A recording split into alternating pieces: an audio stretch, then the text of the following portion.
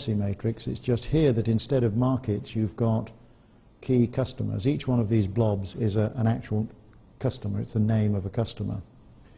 So you're saying each of these customers, in this case you've probably got say 20, and some of them are bigger than others in terms of the wallet size, and what you're saying is which ones are more or less attractive to us, and the answer is it is going to be the size of the wallet, isn't it? It's going to be the percentage return on sales that any supplier can make out of them, because some screw their suppliers, some are much more benign, and it's the percentage growth, isn't it? Some customers are growing, some are in declining businesses.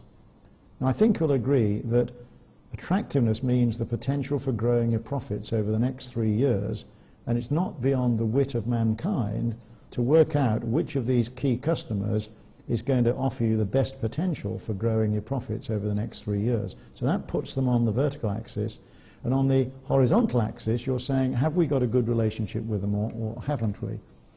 Now the way you do it properly and correctly if you're doing a proper key account management program is to do a proper SWOT on your key accounts, but I don't want to go into that. Now when you've done that and you've got the point of intersection, you will see that, for example, there's a big one like that, and what it says, it's not very attractive and we haven't got much of a relationship with them, but why are you dealing with them? And I'll give you a little case history. This was a paper company, I cannot mention the name of it, but I was talking to the directors and one of them said to me, Malcolm, the biggest paper user in the world, and again I will not say who it is, he said they're getting rid of all their paper suppliers and they are going to just choose 2 to supply their paper needs all over the world.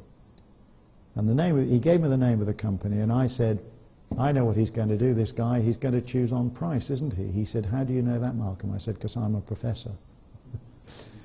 And he said, well, what should we do? And I said, well, you are a high fixed cost business, aren't you? Paper mills. I said, what would happen if you lost hundreds of thousands of tons of production from one of your mills? And the answer is the fixed costs are still there, aren't they? So you're going to have to absorb them in whatever volume is left, which means you're going to have to put your prices up, and in a static or declining market you can't do that. I said, so you need this customer, don't you? He said, what shall I do? And I said, well, do the internet bidding, do all that. And I said, make sure you win the contract at whatever price, make sure you win it, you're one of the 2, and when you've won it, withdraw all support from them that isn't in the contract. In other words, you manage that customer for net free cash flow. You don't set out to delight them, do you, and excite them and all the silly things we put in our mission statements. You can outsource things, you can get your costs down, you can actually make money out of that, not if you start behaving stupidly. But it's still a key account, isn't it? Not a very nice one, but it's still a key, and you need it, don't you? You all need customers like that. Then you get some down here, like that one there, it's a big generator of cash,